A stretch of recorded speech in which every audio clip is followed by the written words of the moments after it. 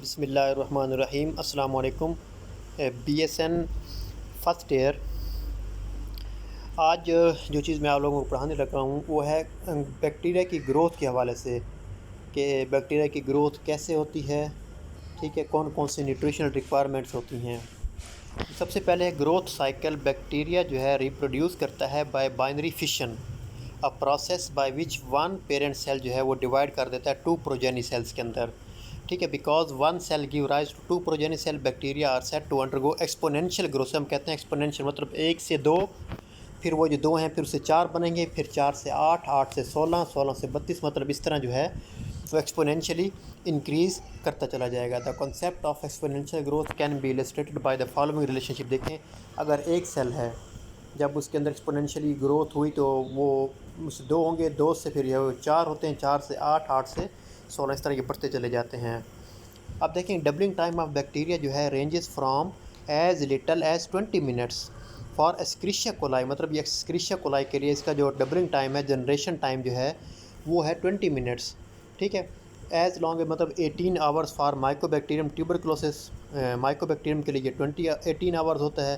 तो exponential growth and short doubling time of some organism result in rapid production of very large number of the bacteria. ठीक है, तो वो कह रहा है कि एक्सपोनेंशियल ग्रोथ जो होती है और उसका जो शॉर्ट डबलिंग टाइम है, इससे क्या है, ये रिस्पॉन्सिबल हैं बैक्टीरिया को बहुत ज़्यादा नंबर के लिए। ठीक है, for example 1 E coli organism will produce over 1000 progeny.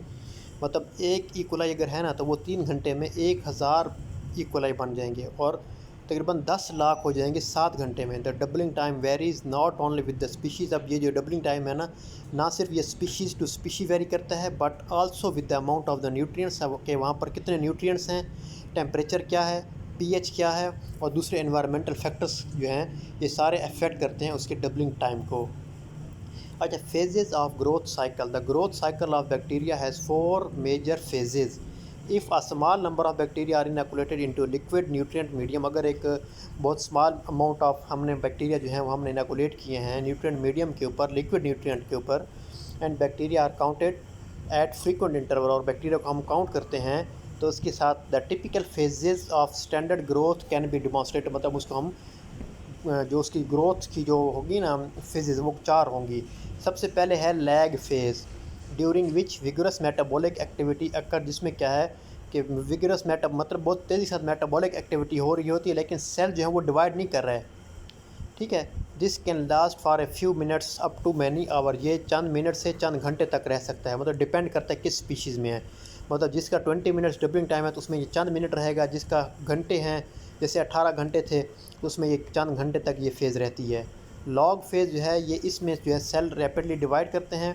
Beta lactam drugs such as penicillin जो हैं act during this phase because the drugs are effective when cells are making peptidoglycan. जब सेल जो है पेप्टाइडोग्लाइकन बना रहा होता है ना तो ये उस वक्त जो है वो इफेक्टिव होती है बीटा लैक्टम ड्रग्स जो हैं। ठीक है, the log phase is also known as exponential phase. Log phase को हम एक्सपोनेंशियल फेज़ भी बोलते हैं, मतलब इसमें जो है सेल जो है उनका नंबर इंक्रीज़ हो रहा होता है। थर्ड वन होती है स्टेशनरी फेज़। इसमें क्या होता है कि जब न्यूट्रिशन की कमी होना शुरू हो जाती है, न्यूट्रिएंट डिप्लीशन और टॉक्सिक प्रोडक्ट्स काजेस ग्रोथ। मतलब जो टॉक्सिक प्रोडक्ट भी होते हैं ना, डेफिनेटली जब बैक्टीरिया मल्टीप्लाई कर रहे हैं तो वो टॉक्सिन भी रिलीज़ कर रहे होते हैं, न्यूट्रिएंट भी कम हो रहे होते हैं, तो causes growth to slow under the number of the new cells produced balances the number of the cells that die. मतलब जितने सेल्स बन रहे हैं उतने ही जो है वो सेल जो है वो डाई मतलब वो मर रहे होते हैं। Result in a steady state. Steady state मतलब एक कांस्टेंट स्टेट आ जाती है, सेल ना बढ़ रहे हैं ना कम हो रहे हैं। Cells grown in a special apparatus called chemostat. एक और एक हम आप यूँ कहते हैं आर्टिफिशियल एक इनका मीडियम होता है कीमोस्टेट। उसके अंदर क्या होता है कि into which fresh nutrients are added. उसमें कंटिन्यूसली फ्रेश न्यूट्रिएंट्स ऐड होते रहते हैं और वेस्ट प्रोडक्ट वहाँ से रिमूव होते रहते हैं, तो उसमें जो है स्टेशनरी फेज़ नहीं आती। Can remain in the log phase, वो उसमें लॉग फेज़ में ही रहेंगे। ठीक है, and do not enter the stationary phase. और लास्ट फेज़ होती है final phase is the death phase which is marked by the decline in the number of the viable bacteria. मतलब उसमें जो बैक्टीरिया हैं लाइव बैक्टीरिया वो उसके अंदर उसका नंबर जो है वो कम होना शुरू हो जाता है। मतलब सबसे पहले हो गई लॉग, सबसे पहली फेज़ है लैग, फिर लॉग, फिर stationary phase and then death phase. इसके बाद है growth requirement. Requirements of the bacteria are following, ठीक है, उसमें न्यूट्रिशन है, एनवायरमेंटल कंडीशंस हैं एंड ऑक्सीजन। ठीक है, सबसे पहले अगर हम बात करें न्यूट्रिशन की तो उसके दो सोर्सेज हैं, carbon source and nitrogen source. Organic carbon source is needed, ठीक है, मतलब ज़ाहिर बात है कि कार्बन तो मस्ट है, चाहे वो प्रोकैरियोट्स हों या यूकैरियोट्स हों, तो used in biosynthetic process as well as generation of the energy. जो कार्बन सोर्स है ना वो रिक्वायर्ड होता है बायोसिंथेटिक प्रोसेस के लिए और जनरेशन ऑफ द एनर्जी के लिए। इसी तरह नाइट्रोजन सोर्स जो है डेफिनेटली वो रिक्वायर्ड होता है क्योंकि वो for the assembly of the nucleic acid के लिए, प्रोटीन सिंथेसिस के लिए and other constituent and for energy production. अब न्यूक्लिक एसिड जो है इट मीन्स कि ये डीएनए और आरएनए की सिंथेसिस है, प्रोटीन एनर्जी के लिए, ठीक है, तो नाइट्रोजन सोर्स भी मस्ट होता है। अच्छा, जो इनऑर्गेनिक हमारे पास आयंस होते हैं, ऑर्गेनिक और इनऑर्गेनिक आयंस, उसमें इनऑर्गेनिक में आते हैं phosphate, sulphate, iron, magnesium, potassium, sodium and calcium. Essential metabolites या ग्रोथ फैक्टर जो many bacteria have lost the ability to synthesise one or more essential nutrients. ठीक है, बहुत सारे बैक्टीरिया ने जो है वो एक या एक से ज़्यादा मतलब जो एसेंशियल न्यूट्रिएंट्स हैं उनकी जो सिंथेसाइज करने की एबिलिटी है वो लूज़ कर दी है, जैसे अमाइनो एसिड्स हैं, वाइटामिन हैं और निकोटिनामाइड एडेनिन डाइन्यूक्लियोटाइड NAD हैं।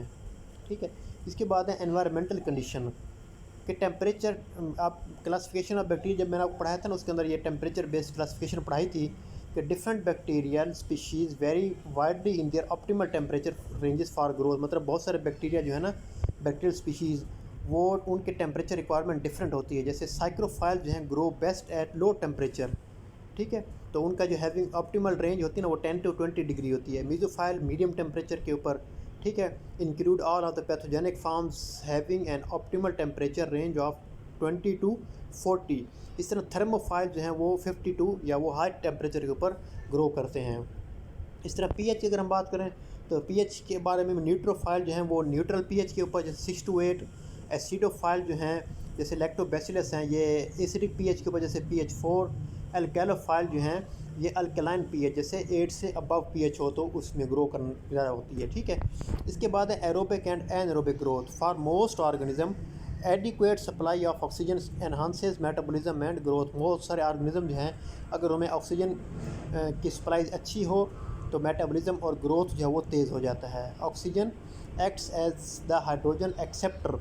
हाइड्रोजन जो है वो हाइड्रोजन एक्सेप्टर के तौर पे काम करता है in the final steps of the energy production catalysed by, मतलब फ्लेवोप्रोटीन होती हैं, साइटोक्रोम्स होते हैं, तो उसके अंदर मतलब एक एनर्जी का एक पूरा प्रोसेस होता है जिसमें ऑक्सीजन जो है वो अल्टीमेटली हाइड्रोजन को एक्सेप्ट करता है। Because the use of oxygen generates 2 toxic molecules, कि जब हम ऑक्सीजन को यूज़ करते हैं तो 2 टॉक्सिक मॉलिक्यूल जनरेट होते हैं जिसमें हाइड्रोजन पेरोक्साइड है। मतलब देखें ना कि अगर हाइड्रोजन ऑक्सीजन के साथ मिलता है तो हाइड्रोजन पेरोक्साइड बनेगा, और वो जो ऑक्सीजन था ना and free radical super oxide, तो O2 जो है वो एक फ्री रेडिकल बनेगा ऑक्सीजन का।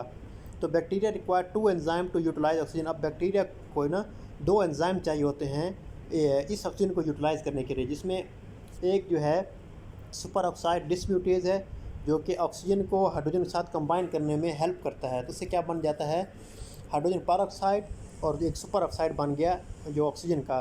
ठीक है, एंड सेकंड जो है एंजाइम वो कैटालेज है, वो कैटालेज जो है वो अब वो हाइड्रोजन पेरोक्साइड की ब्रेक डाउन करेगा और वहाँ से क्या रिलीज़ करेगा, वाटर और oxygen.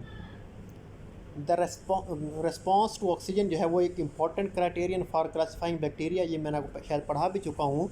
And has great practical significance because specimen from the patients must be incubated. मतलब ये है कि इसकी इंपॉर्टेंस इसलिए ज़्यादा होती है कि हर एक बैक्टीरिया की डिफरेंट रिक्वायरमेंट है, कि जब हम पेशेंट से कोई स्पेसिमन लेते हैं तो ये डिपेंड करता है कि वो सस्पेक्टेड जो माइक्रो ऑर्गेनिज्म होगा अकॉर्डिंगली हम उसको इनक्यूबेट करते हैं कि उसको हमने ऑक्सीजन के इन्वायरमेंट में कल्चर करना है या इसको एनएरोबिक इन्वायरमेंट में कल्चर करना है।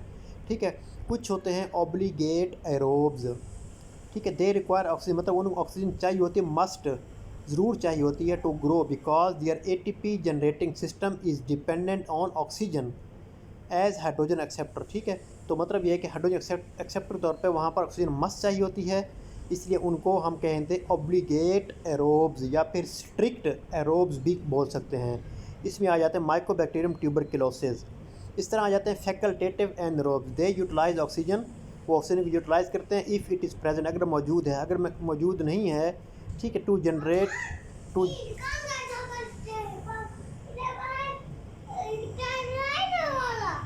वो टूट गया बेटा, चलो।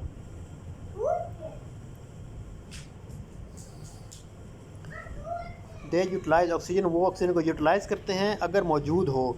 To generate energy by respiration, मतलब रेस्पिरेशन के प्रोसेस से एनर्जी जनरेट करने के लिए। But they can use the fermentation pathway to synthesise ATP in the absence of sufficient oxygen, अगर ऑक्सीजन मौजूद नहीं है तो वो फर्मेंटेशन का पाथवे यूटिलाइज़ करके एनर्जी प्रोड्यूस कर लेते हैं।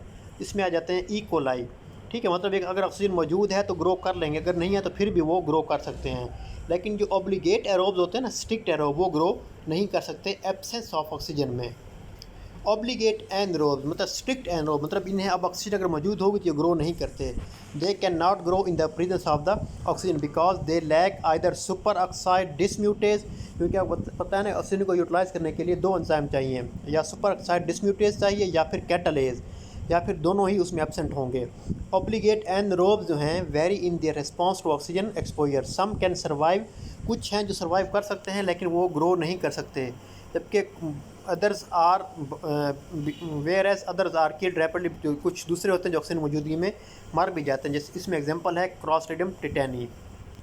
अच्छा, इसके बाद है फर्मेंटेशन ऑफ द शुगर्स, ठीक है। अगर हम शुगर की फर्मेंटेशन की बात करें, in clinical laboratory identification of several important human pathogen जो है इज़ बेस्ड ऑन, मतलब यह है कि हम माइक्रोबायोलॉजी लैब के अंदर ना बहुत सारे शुगर की फर्मेंटेशन की बेस पे भी माइक्रो ऑर्गेनिज्म को डिफ्रेंशिएट करते हैं, जैसे निसीरिया, गोनोरिया एंड मेनिंजाइटिस जो है ना, ठीक है, can be distinguish from each other on the basis of fermentation of either glucose and maltose. इनमें से एक जो है वो माल्टोज की फर्मेंटेशन करता है और दूसरा नहीं करता।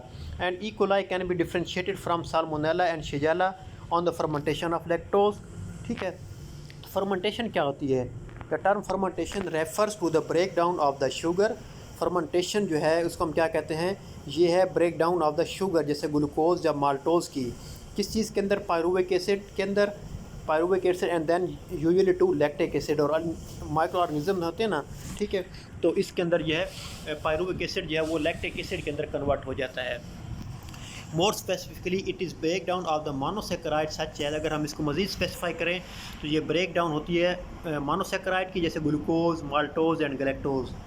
Note that lactose is disaccharide, जो लैक्टोज है ना ये डाइसेकेराइड है जो कि ग्लूकोज और गैलेक्टोज से मिलकर बना है। Therefore must be cleaved by beta galactosidase in E. coli before fermentation के अंदर, मतलब फर्मेंटेशन से पहले लैक्टोज जो है इसकी ब्रेक डाउन होगी बीटा गैलेक्टोसाइडेज से, ठीक है, E. coli के अंदर, फिर फर्मेंटेशन होगी, क्योंकि फर्मेंटेशन जो है ना याद रखिएगा ये मोनोसेकेराइड्स की होती है, जबकि लैक्टोज जो है वो डाइसेकेराइड है। Fermentation is also called as glycolytic, ठीक है, साइकिल। फर्मेंटेशन को हम ग्लाइकोलिटिक साइकिल भी बोलते हैं। Glyco mean sugar, lytic mean break down, and this is the process by which facultative bacteria generate energy ATP in the absence of oxygen, मतलब इस process, ये एक प्रोसेस है जिसमें बैक्टीरिया जो है वो एनर्जी प्रोड्यूस करते हैं ऑक्सीजन की गैर मौजूदगी में। इफ़ ऑक्सीजन इज़ प्रेजेंट, अगर ऑक्सीजन मौजूद हो, pyruvate produce by the fermentation enter the Krebs cycle, तो वो क्रेब्स साइकिल में दाखिल हो जाता है, जिसे हम ऑक्सीडेशन साइकिल, ट्राइकार्बोक्सिलिक साइकिल या TCA साइकिल बोलते हैं। And is metabolise to 2 final products, ठीक है, पायरुवेट जो है फिर कार्बन डाइऑक्साइड और वाटर में कन्वर्ट हो जाता है। तो क्रेब्स साइकिल जो है generates much more ATP than the glycolytic cycle. जो क्रेब्स साइकिल है ना वो ATP की निस्बत ज़्यादा वो ज़्यादा ATP प्रोड्यूस करता है ग्लाइकोलिटिक साइकिल के मुकाबले में, इसीलिए facultative bacteria grow faster in the presence of oxygen. जो फैकल्टेटिव बैक्टीरिया है ना, ठीक है, वो फास्ट ग्रो करते हैं क्योंकि वहाँ पर एनर्जी उनको ज़्यादा मिल रही होती है। Facultative and anaerobic bacteria ferment, ठीक है, फैकल्टेटिव और एनरोबिक बैक्टीरिया जो है वो फर्मेंटेशन करते हैं, but aerobes which can grow only in the presence of oxygen do not, ठीक है। अगर जो एरोब्स होते हैं ना जो ऑक्सीजन मौजूदगी में ग्रो करते हैं वो फर्मेंटेशन नहीं कर सकते।